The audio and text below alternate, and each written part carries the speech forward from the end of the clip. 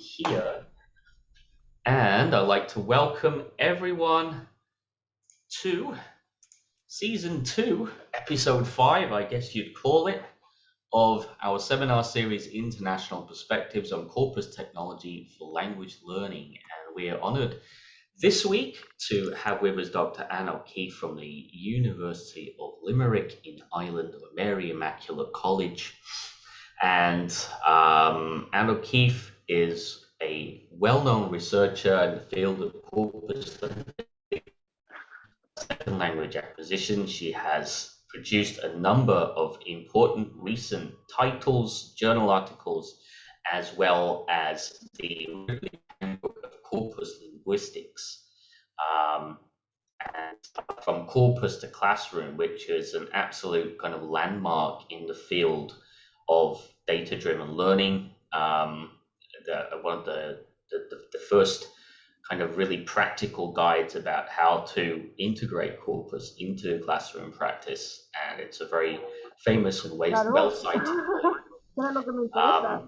she, along with Geraldine Mark, she's created the English Grammar Profile, which I didn't know you did that. I've been actually using that for a very long time in work that I did with Cambridge on IELTS materials preparation, and I also introduced that to my students as part of a functional approach to SLA. We've got that matching the function to the grammar, and that's provided through corpus data. So again, that's a surprise. It's something that I use quite often, and I'm honored that you're the creator of that, and maybe I can pick your brains about that later. And you're currently co-principal investigator of a funded interactional variation online project with Dawn Knight, and editor of 2 Routledge book series, the Routledge Corpus Linguistic Guides and the Routledge Applied Corpus Linguistics. Now, just before we get into today, this very public speaking events in Australia, I'd like to begin the session by just acknowledging the traditional owners and their custodianship of the lands on which we meet. We pay our respects to their ancestors and descendants who continue cultural and spiritual connections to country, while recognizing their valuable contributions to Australian and global society.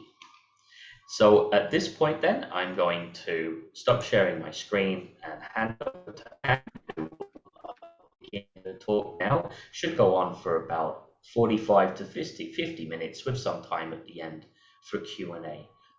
Thanks so much, Anne, and the floor is now yours. Okay, just one moment. Trying to find where everything has gone.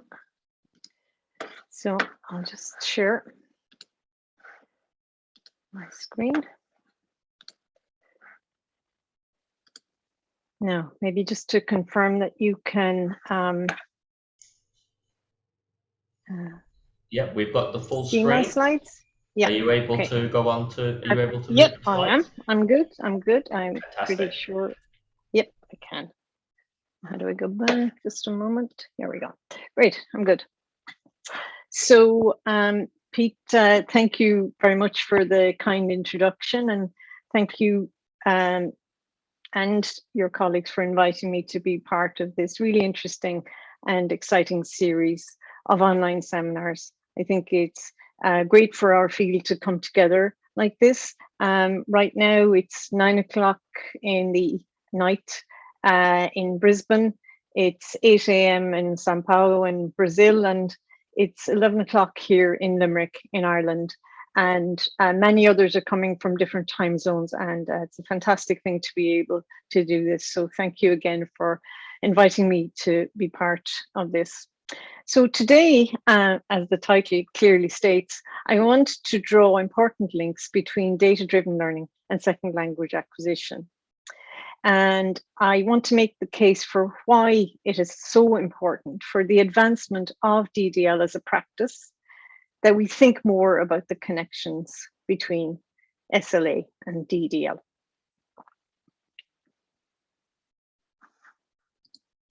Now, in recent years, our field has benefited from a number of really interesting meta-studies or meta-analysis. These are studies which bring together or aggregate all the research that's been carried out over the years on DDL interventions and evaluations.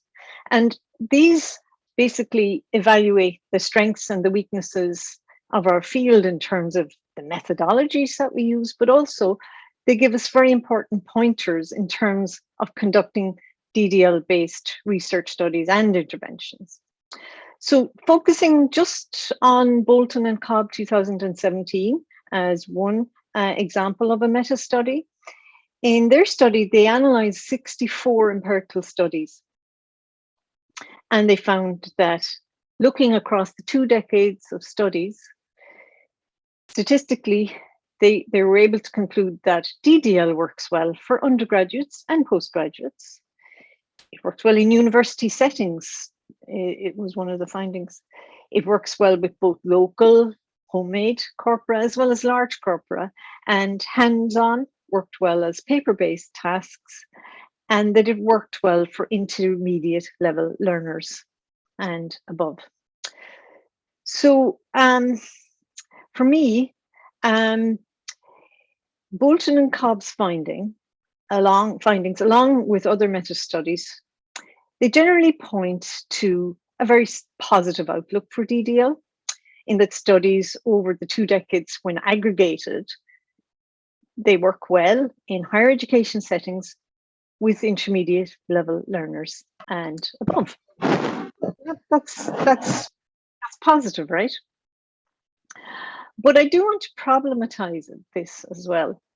Why doesn't DDL work with lower levels? And I think realistically, DDL will never really be mainstreamed as a practice outside of higher education if we don't try to figure out why it works for intermediate level and above, and why it doesn't work in its current form for lower level learners. And I think this is where my argument about the importance of understanding data-driven learning from a second language acquisition perspective becomes really important. So I guess I could reframe the focus of my talk to the question, how can DDL work across all the levels? Just keep that in mind as a focus. And really, when we ask this question, the short answer will be that we need to know why DDL works for more advanced students, as much as we need to know why it doesn't work for the lower levels. We also need to take a step back and think about the process of language acquisition in order to answer this question. In particular, we need to consider the role of frequency in both first and second language acquisition, so as to better understand DDL from an acquisitional perspective. And why I highlight the notion of frequency will become clearer as my talk goes on, I promise. So a key word here is frequency. It's core to DDL, but it's also core to the theory of second language acquisition that I will be focusing on. So let us consider how we acquire first language within a usage-based model of acquisition. So when we acquire our first language, we build it up through our experiences with language in the world. As a toddler, we hear words and phrases over and over from our carer, parent, guardian. And the toddler starts to tally these streams of sounds and to make links to the context in which they hear these strings of sounds. So for example, a child might hear, Mommy's gone in the car, all gone, where's daddy gone, it's gone. Gradually, the toddler will start to apply these constructions or patterns to make more patterns. So pattern building is key to the acquisition experience. And experiencing language is key to building these patterns. So this view of language learning is referred to as the usage-based model. And within the usage-based perspective on first language acquisition, in the scenario of a child interacting with the parent or guardian or carer who hears or experiences these patterns of, to them, it's just sounds. Mommy's gone in the car, all gone. Where's daddy gone? It's gone. Well, that child will eventually begin to construct language by putting two single words together in hollow phrases, just word combinations. So, for example, from the patterns on the left, the child experiences, they might eventually construct two-word phrase like car's gone, or they don't know where a word begins or ends, but they might work out a pattern, car's gone, while pointing to the driveway where the family car is normally parked. The next stage we'd expect then is that they'd abstract patterns, and that these grammatical patterns, that they'd identify slots where you can change it up a little. So the car's gone. Well, you can slot in the juice is gone, or where's the car gone? Where's the Lego gone? So at this stage, we see a movement then from the hollow phrase, the word combination formula stage, to an abstraction of patterns and the meaning that goes with this pattern. So where's the car gone? Where's the Lego gone? That there's an association with that pattern where you can slot in car, Lego, with when you need to know the location of something. So they've made an association through their experience of hearing that pattern over and over again. They're able to abstract it and create a little kind of a little building block framework where they can slot in some items and change it up to create new forms. And these patterns are referred to as low scope patterns. So it's the kind of next step. So essentially then we see a transition from learning about what words go together based on the language that's experienced to learning about the patterns of complementation, collocation, colligation, though a toddler won't know what colligation and collocation mean. And this seems to happen on a verb by verb basis as more new language is experienced frequently. So in this way, the mind acquires construction patterns of form and meaning that are mapped together. And the structure of language then emerges from usage, hence the usage-based model. So within the usage-based model, our knowledge of language comes from experiencing and using it as part of a communicatively rich human social environment. Language knowledge is essentially language use. Within this model, the notion of constructions or patterns are key, and constructions vary in terms of their complexity. But as Wolf and Ellis tell us, the more often a speaker encounters a particular construction or combination of constructions, the more entrenched it becomes. To say that a construction is entrenched means that it has become automatized as a routine chunk of language that's stored and activated by the language user as a whole, rather than assembled on the spot, bit by bit. This essentially means that if a unit of meaning is automatized or entrenched, it has been subconsciously stored in the brain of the user. And that's ideally what we want, and that subconscious storing of patterns. So as language users, we have, to quote Wolf and Ellis, a huge store of these constructions that vary in their degree of complexity and abstraction. For me, usage-based acquisition as a model, it has such great resonance with DDL. Consider this quote from Nick Ellis: "Frequency is a key determinant of acquisition because rules of language at all levels of analysis, from phonological through syntax to discourse, are structural regularities which emerge from learners' lifetime analysis of the distributional characteristic of language input. Within DDL, we strive to help learners become aware of structural regularities. That's what we do when we expose learners to patterns in concordances.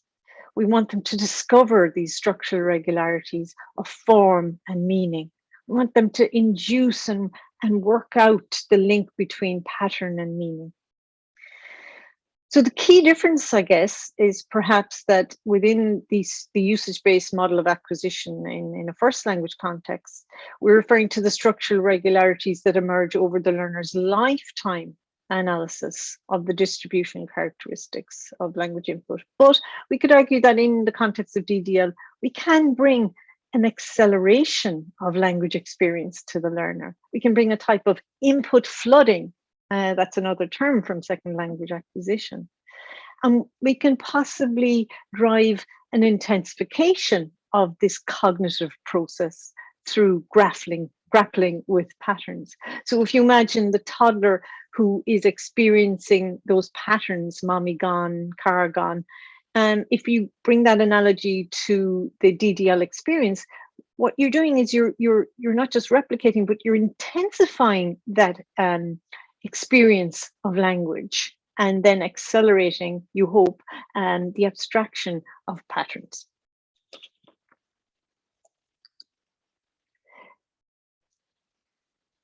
So in other words, DDL can offer a learner a type of condensed exposure, as Gabriel Appels termed it, that can aid the lexical and pattern awareness that will bring about this intensification of language experience through data.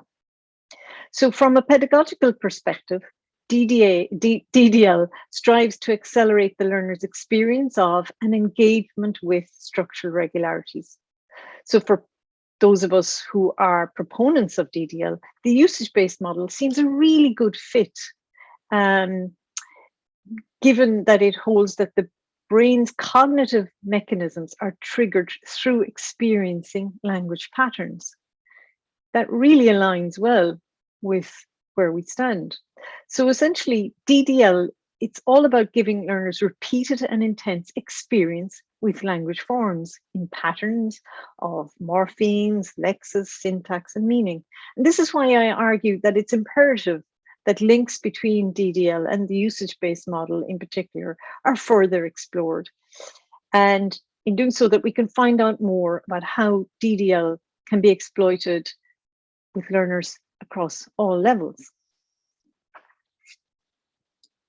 Returning to the point that I made at the outset in relation to the meta-studies that tell us that DDL works well for learners who are more advanced, I was referring to Bolton and Cobb's study, but this is a widespread finding.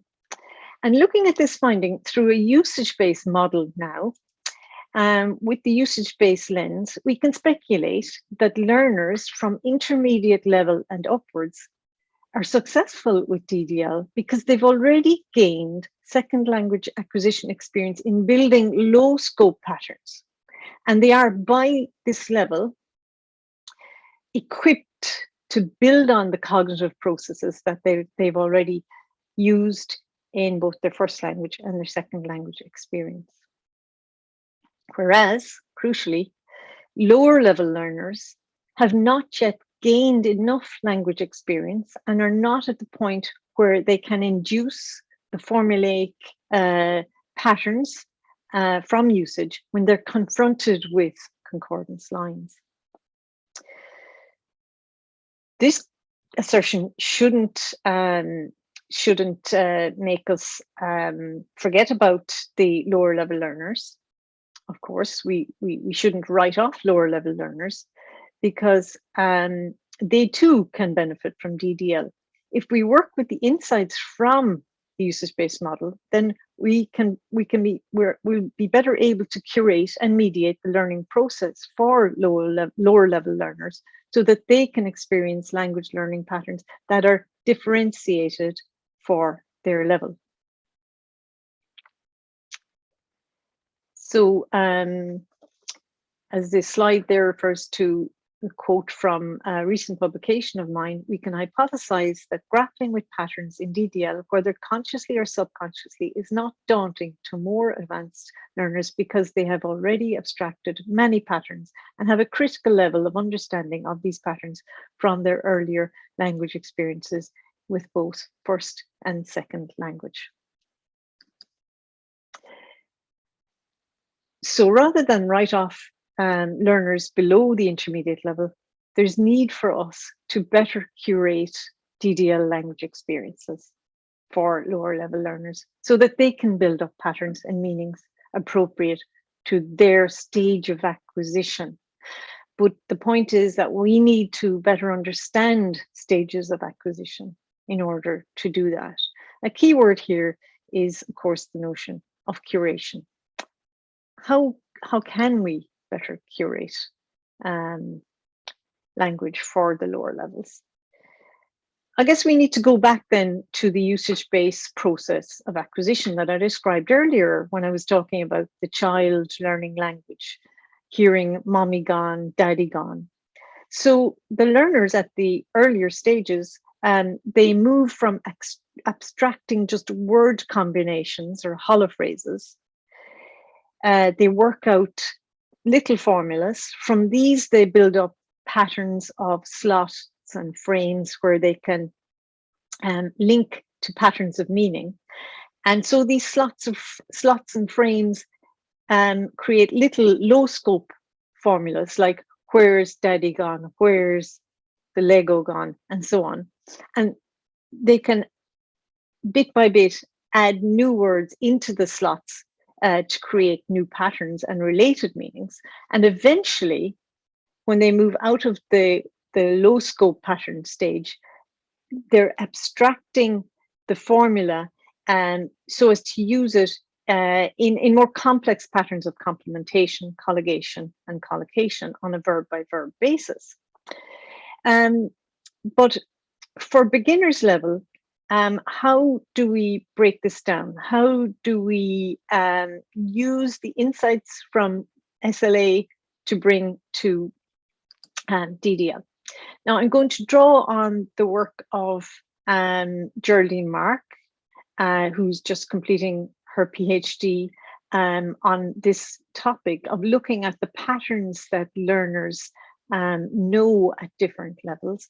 And one of the patterns that she has identified for A2 learners, so A2 level learners within the Cambridge Learner Corpus, which she's working on, they have worked out this pattern, past simple plus preposition plus determiner plus noun. Okay, so this is like one of these slot and frames. So went for a walk, looked in the shop, okay? And if we look at the patterns that are most frequent in the learner data, it gives us an insight into that usage-based process that's happening. So for example, just watch how this pattern, which is the most frequent exponent of past simple plus preposition plus determiner plus noun, went to the cinema. Just watch as I add in the next most frequent pattern and the next, and you will see how the slots begin to fill. So it aligns well with that notion of the slot and frame pattern that's being abstracted at this level. So went to the shopping, went to the theater, went to the mall. So you see the noun slot, the house, the noun slot is filling. And we'll see that also there's going to be a change, obviously, in the determiner coming. And we see that also they begin to use different prepositions in the preposition slot.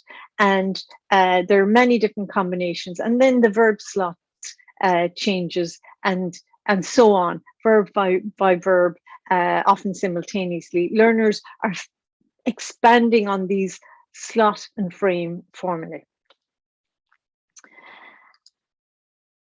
Now, when we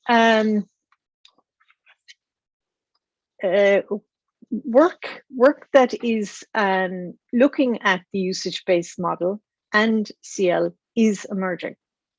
And this is important because if we want to build appropriate DDL materials for lower levels, we're going to need an in-depth understanding of the emerging patterns at the lower levels, and work from corpus linguistics research, especially in relation to learner corpora, needs to play a central role here, especially in terms of bringing insight into how to curate language for the lower levels. So one study that I just want to focus on here that brings the usage-based model together with corpus linguistics is that of Ute Rommer's 2019 paper, where she explores patterns of verb argument constructions, or VACs, acquired by A1 level German learners of English. Ute's study used data from the Education First Cambridge Open Language Database, excuse me, and she found that the top 10 most frequent verb argument constructions that beginners used included items like, my name is Anna, that's the B copula construction. I'm happy, nominal subject, copular B, and an adjectival complement pattern. They live in Cologne, as an example of verb plus prepositional phrase starting with in.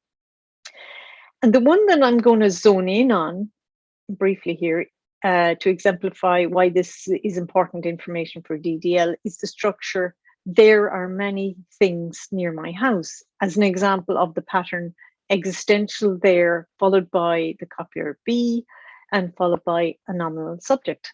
The usage-based model might inform us more about the processes of lower level learning and acquisition. Specifically, we might want to curate learner data at beginner and elementary level so that it's targeted to their level and differentiated for learning at that level in terms of the cognitive processes and the stage that they are at in terms of putting words and phrases together, creating the frames and slots. So let's just take this one item. There are many things near my house. As an example, that's the structure there plus B plus the nominal subject. And I want to explore this in the context of the Cambridge Learner Corpus, beginner level, A1 level, and the British National Corpus, just to illustrate my point.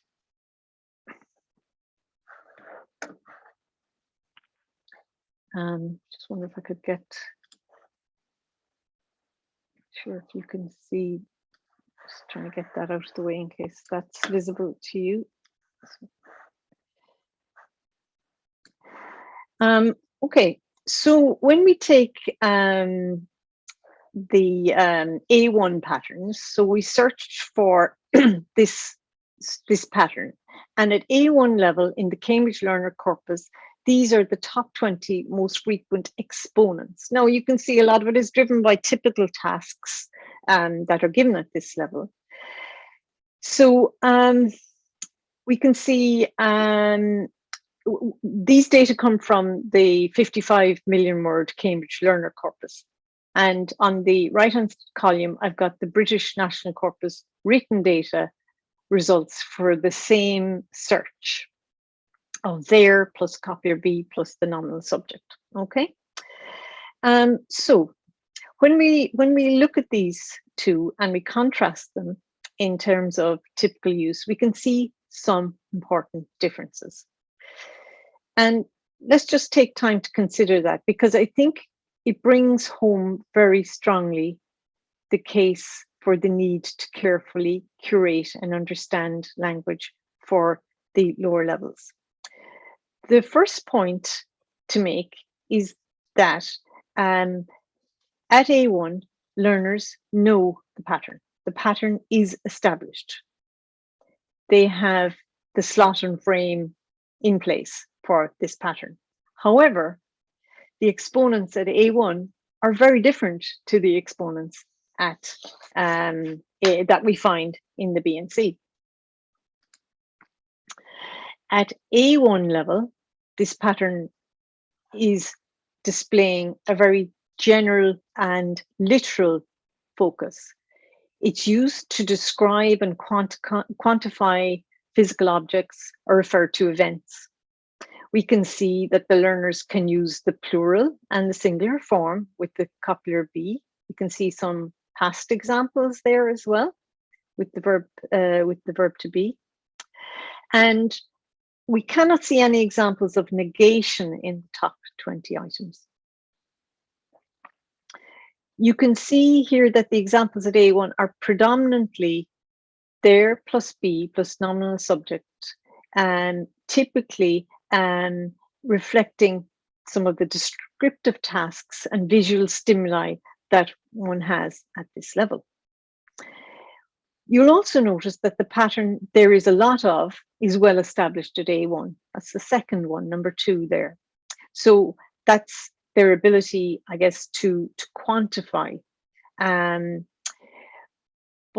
when we look at the B and C patterns for the same search item, we get such a wider repertoire of patterns. We can see variation in the forms there in terms of B, singular, plural, past and present. Quantification is very evident in a number of patterns. There are a number of, there is a lot of, there's a great deal. We also have many fixed phrases that are formulaic and have a unitary, non-literal meaning. So they're not used to refer to literal descriptions of physical objects or events. So look at the shaded items in the British National Corpus column. These are formulaic units. They're not literal units. There are none of these in the top 20 of the A1 learner data that we see on the left. This is a really important point. So in the native speaker data, we see lots of these formulaic units.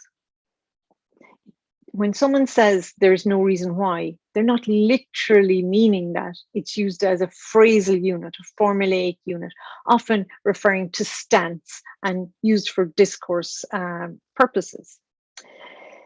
So considering why these differences are important for DDL, well, one of the things we'll notice here is that up to 40% of the top 20 in the British National Corpus includes items with no. There is no. All of these are used non-literally in a formulaic manner, and they act, as I said, for discourse purposes. So in a nutshell, pointing to the importance here for DDL, if we were to use the British National Corpus as a source of examples or as a corpus for direct use with A1 level learners, the most frequent language that they would experience is very far removed from the stage at which they are at in terms of abstracting the language patterns.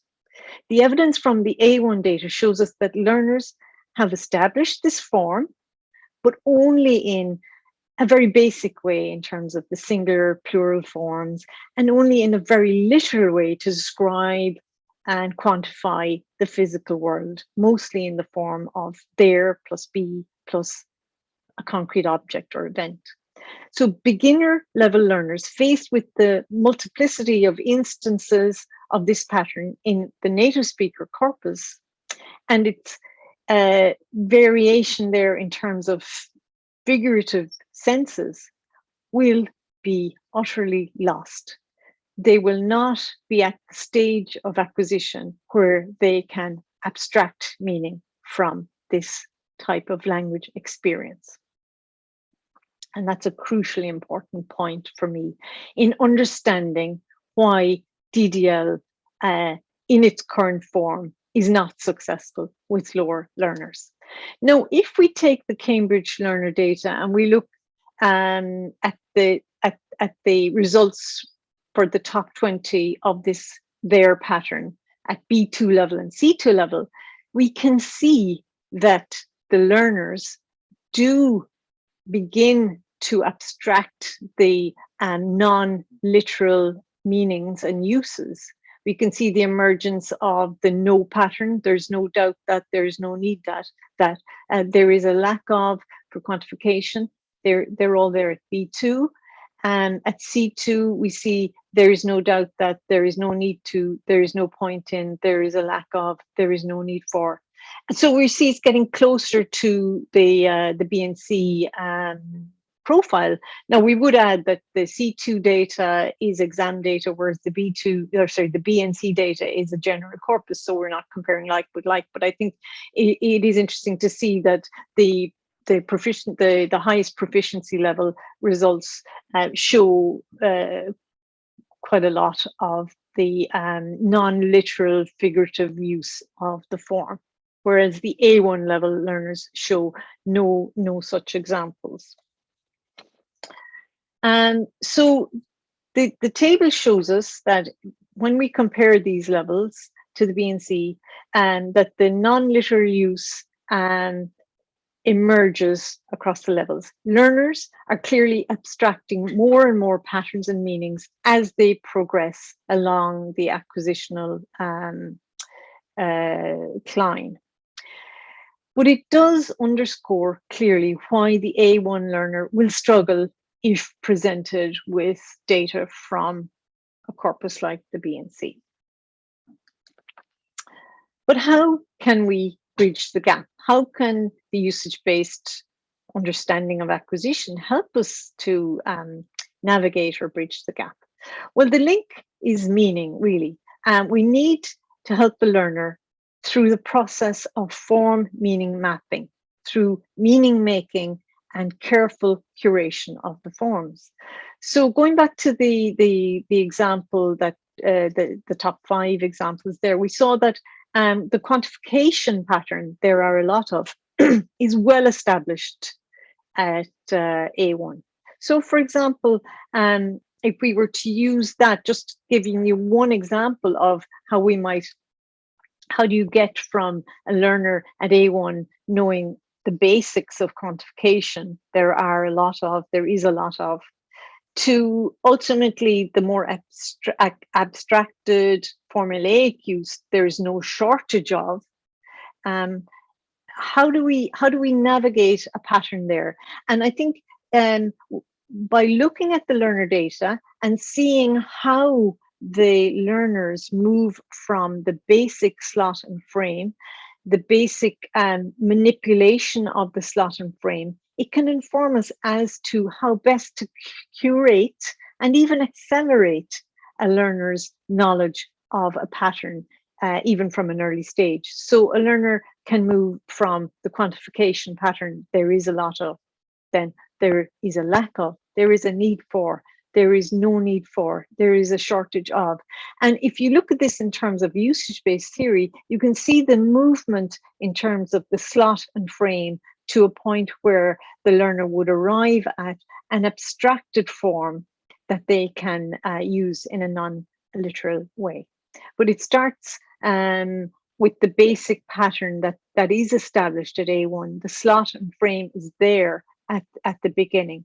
So that, I guess, is an example of how, with insight from second language acquisition, we can think about how best to curate patterns that can then accelerate the process of abstraction.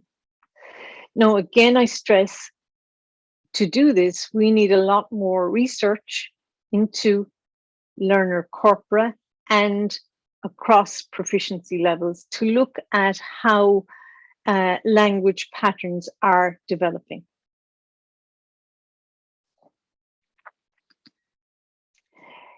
We can look then at how, for example, these slots are filled. If we look carefully across the different levels, we can see that learners move from knowing there is, there are, there was, there were, and what goes into that quantification slot and how that builds up.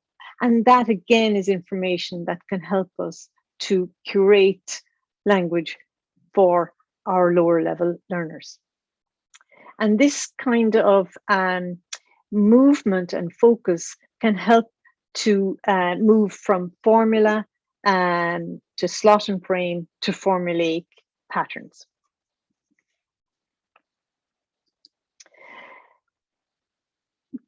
To summarize, three really important components of the usage-based theory,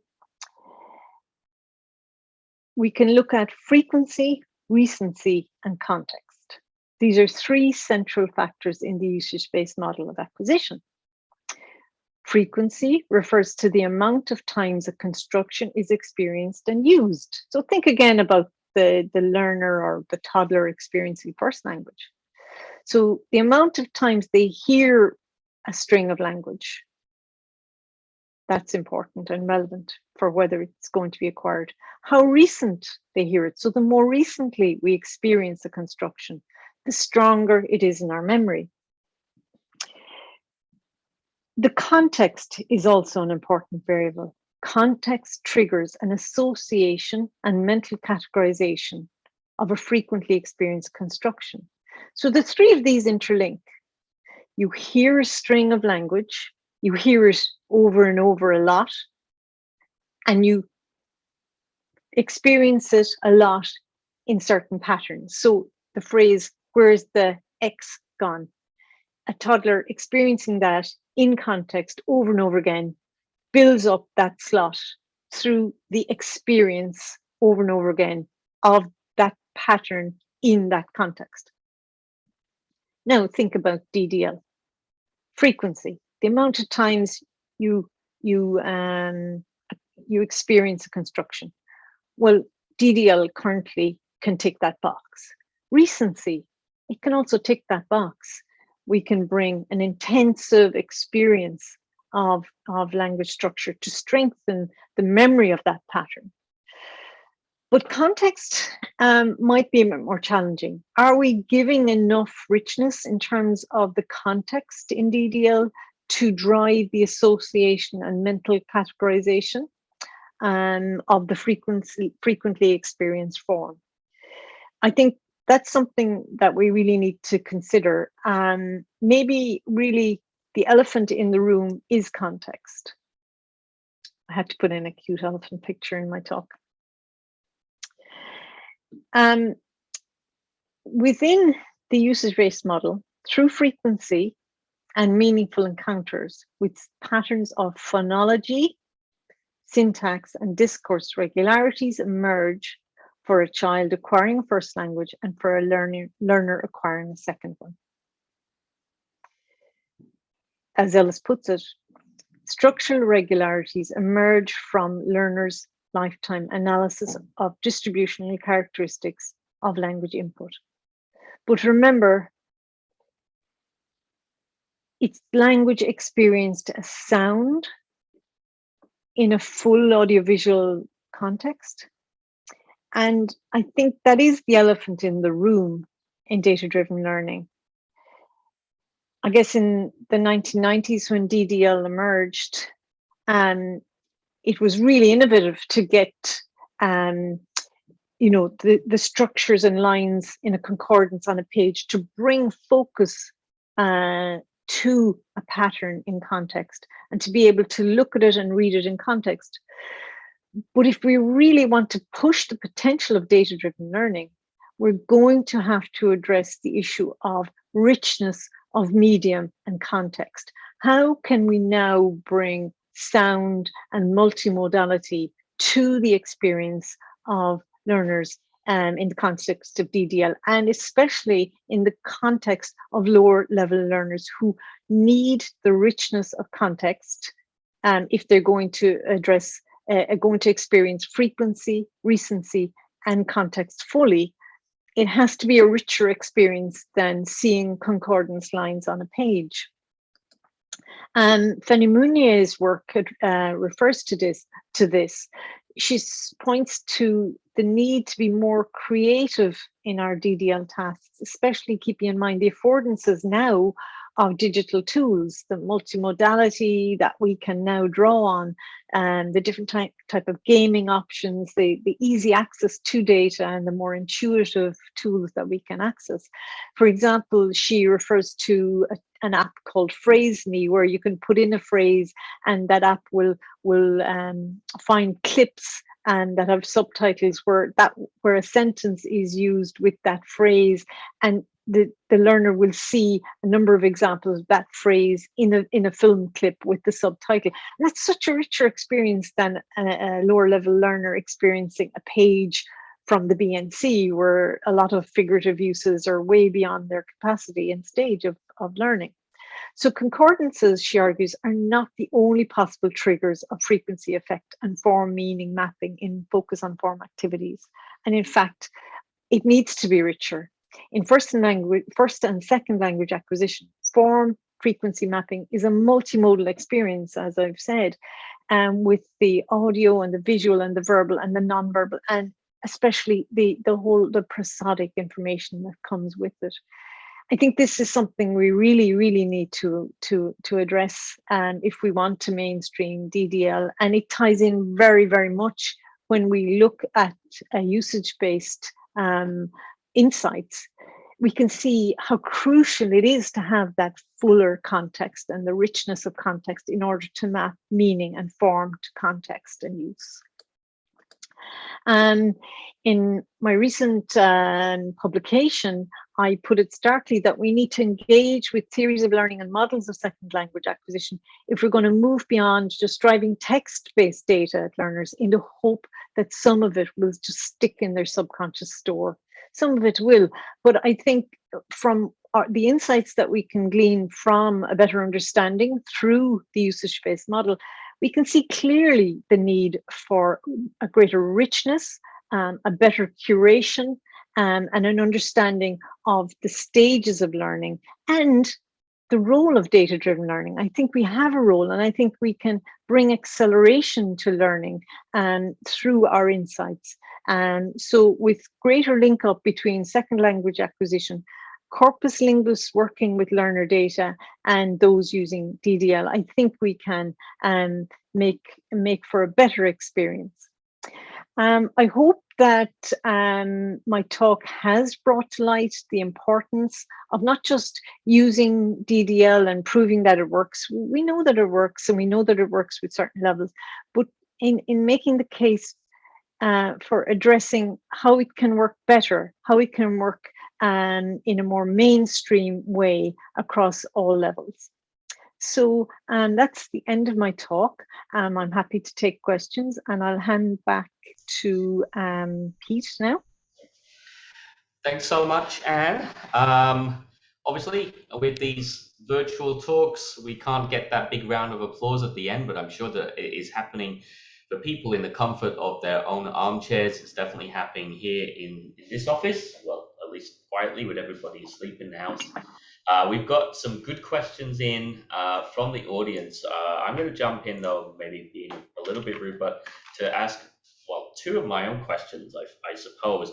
One of them follows on from what you were saying about context, and this is something that you mentioned back in your own 2021 article, I think, about DDL, the broader research gaze, and the context is provided by the teacher in the classroom. And that context can be discussed with students as they consult Corpora together.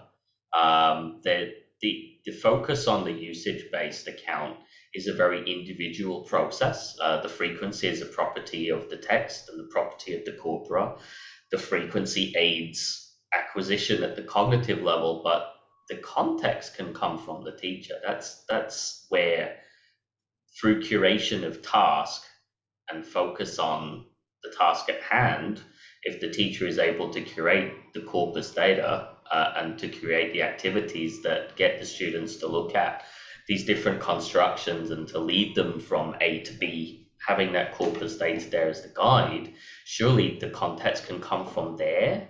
So I guess that's my first question, like what's the role of the teacher and the students as a collective from a social cultural perspective on this? The second is about usage-based accounts for first language acquisition arise on the basis of positive evidence, right? But the beauty of learner corpora and second language acquisition is that it's filled with negative evidence. It is filled with errors. And my question then is, what can we make use of learner corpora with a focus on errors and constructions that don't match the target language, and what use can we make of that negative evidence as well? Okay, two questions. Remind me if I forget bits. Yeah, I mean, I am trying to provoke thought that comes from a theoretical perspective. And in your first question, you referred to sociocultural theory, and I think that that's a really important link as well. I didn't go there. I didn't go into theories of learning in this talk, though, as you say, I have done elsewhere. And I think, yes, the teacher has a huge role in mediation of context. But I suppose that's the other conversation that needs to be had in DDL, that, you know, when it started out, the pure DDL, and I mean, I agree with the beauty of it, the notion of the learner just, you know, finding patterns, the learner as the detective, that pure model of constructivist learning, that didn't have the teacher in it as a mediator. And so I think it's interesting, and I think very apt that you refer to the I suppose the other theory of learning, the sociocultural perspective, because I think, you know, it's only at the high end of university learners at the advanced stage who really can benefit from that very free type of DDL. And the more, you know, because we want to mainstream, we believe in this as an approach. So I think, yeah, it's certainly the teacher can mediate context, absolutely. But I think that given the affordances, as Mounier says, of the technology that we have now, we can be doing really, really important and impactful things with DDL at very, very early stages of language learning, and we're missing out on that opportunity. So no, I don't disagree with you at all that the teacher has a role to play in curation and in mediation of context. But, you know, if you're faced with concordance lines, you know, there is a limit to how much the teacher can help to mediate the context in a concordance line for everybody in the classroom. So if we could find you know, better apps that have audiovisual context, that example I gave of PhraseMe, phraseme.com, I think it is, it's just fun to look at that, and it just gives you an idea of the potential, I guess, if you could use something like that. So that's the first question. Second is and about the second question, use of learner corpora to show yeah. negative evidence, which I've had quite a bit of success doing. Again, mainly at the tertiary level, but it's showing learners like learner corpora their own work. Yes. Saying, you know, here's what you're producing. These are some of the frequent constructions that are not correct and might need some work. So what do you do about those? So what do you have to say about that from a usage-based perspective? Oh, I mean, I suppose from a usage-based perspective, that I suppose you talk about that as a conscious process. So normally in a usage-based model, acquisition would happen more, I suppose, on the subconscious. So taking a first language learner, you know, we'll all experience children saying things like, the dog eated my pizza, where they have eated. Eated is, you know, they've oversimplified the past simple morpheme, and over time, by experiencing and hearing ate rather than eated, they work it out themselves. So if you bring the learner error focus to the classroom, you're bringing a conscious and arguably an accelerated process of awareness of rule formation. I guess, you know, when you're in a learning context, you are in a conscious, you're in an environment where conscious learning is supposed to be taking place. Many would argue for and against in terms of whether that's effective, but I think, yes, I think absolutely that raising awareness through error analysis certainly has merit. But I would also say that it would be worth raising awareness of learner competence as well, showing learners you're actually using a really interesting structure here. You're using negation. Explore that more. Take that pattern and look at the other ways you can use that. So if you could identify some of the slots and frames that are emerging, say, wow, that's a really nice usage there. You've used an adverb to modify an adjective there, and it's had a really nice effect. Go and look up more there and see if you can find other uses. So I would argue, you can raise consciousness about errors, but you could also raise consciousness about competence. I'd like to balance them out. I guess that's where you can start benchmarking against CFR levels, if you want to go that far, or you have software that can do that for you. Yeah. Then that's great. So I'll move on to some of the questions from the audience. I've got some good questions here from Mavis Chen. What kind of criteria can we use to curate corpora for lower level language learners? Say if we had to do bullet point criteria, what would you recommend? And that's really kind of putting me on the spot. I guess I'm talking in very theoretical terms to say we need these criteria. I think the point I was trying to make is that there's a lot of research to be done. And I think looking at learner corpora that are structured according to competency levels and looking at patterns, for example, the work I mentioned of Geraldine Marks there, or indeed Geraldine Mark and I have built the English grammar profile, that if we can look at the type of language that is emerging at each level, and also at the next level up, and try to find, I suppose, the high frequency patterns that bring a lot of value. So I gave an example there of based on Uta Ramer's work. I took one of her patterns and I explored what's happening with that pattern. And it tells me that that's a really valuable pattern to explore, that one little pattern just unlocks so much patterning and meaning. So I'm not really able to sit here and give you like 5 or 10 criteria right now. I'm working on it. I just think that usage-based theory gives us the mindset to think in that way and to try and address it. And the other point that I was trying to bring out in the talk was that we really, really need to improve the richness of the medium for the very low levels. If we're going to, take the term data-driven learning, that the data will inform how we can enhance learning. I think we need to push in that direction with the lower levels. Okay, thanks for that. We've got a question then from Delay. Do you suggest perhaps, in terms of this curation, a role for paper-based DDL for lower level learners? Or would you encourage hands-on corpus use with lower level learners? What's your take on that? Because it's a pretty common question in DDL literature. But what's your take on it specifically with this usage-based perspective in mind?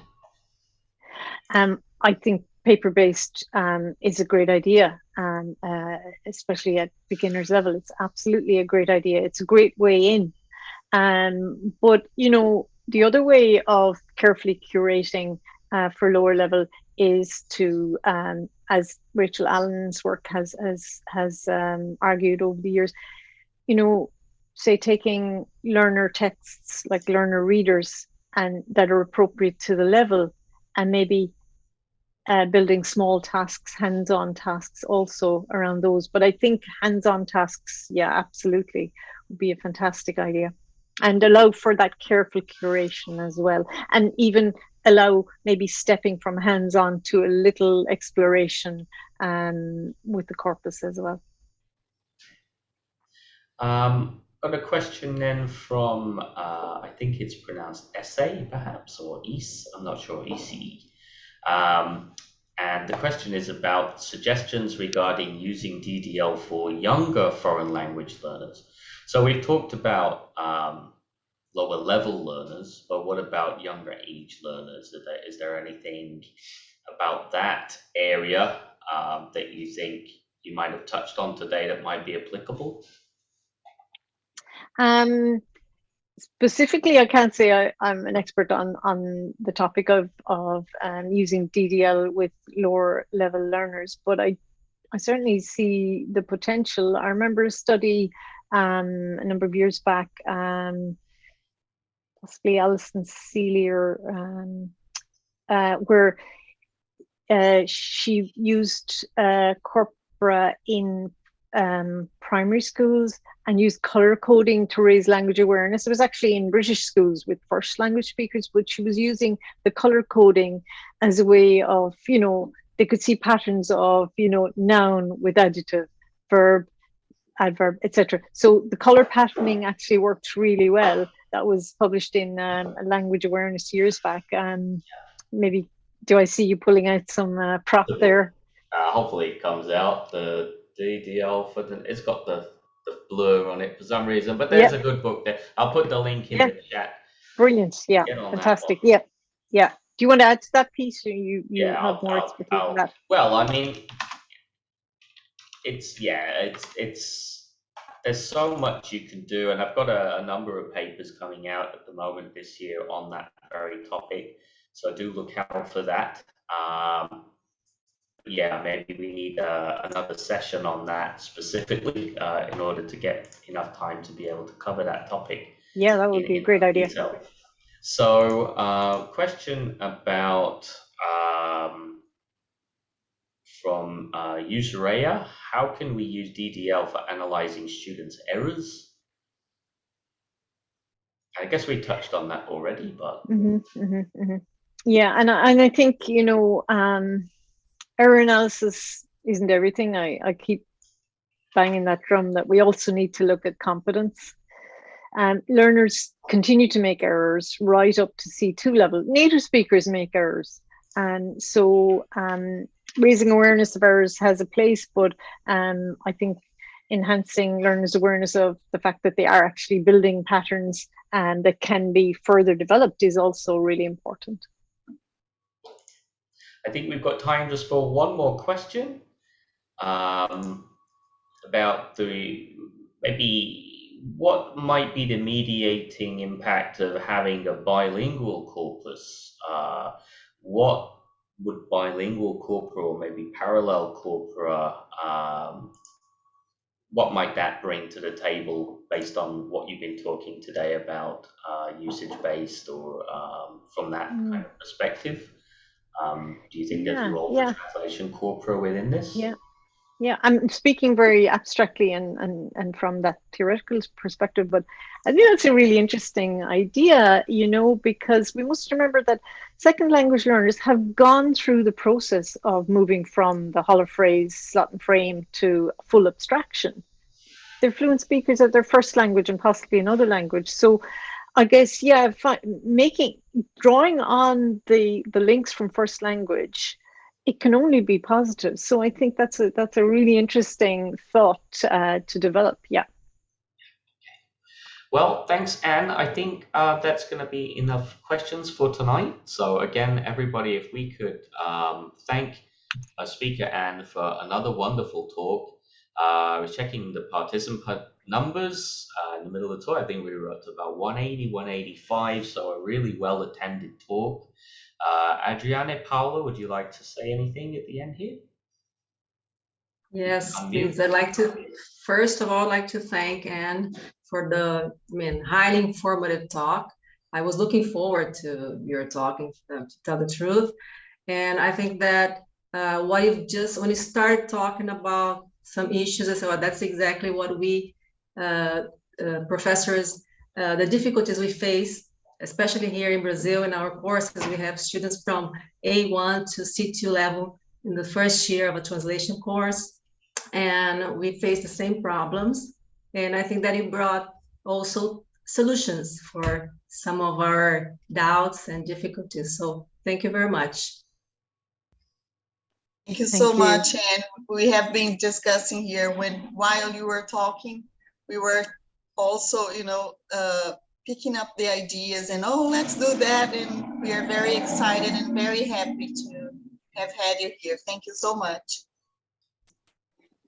Thanks. Thank you for inviting me. So just before, we still probably got just another couple of minutes for people to pop in. I think Lawrence wanted to say hello at the end there. But I'd just like to introduce next week's talk for our audience. This is on Wednesday, same time as usual and we've got Dr. Ching Ma from Education University of Hong Kong, who's going to be looking at corpus-based language pedagogy for teachers. Ching and myself have been working on for the last couple of years. So it's going to be another fascinating talk, and we look forward to seeing as many of you there as possible. We'll start to send the flyers out for that. Registration is at the usual link. But for now, I'm going to stop the recording here and wish everybody the best for next week. We'll see you soon. Thank you very much, Anne, and Thanks, we'll catch Pete. everyone later.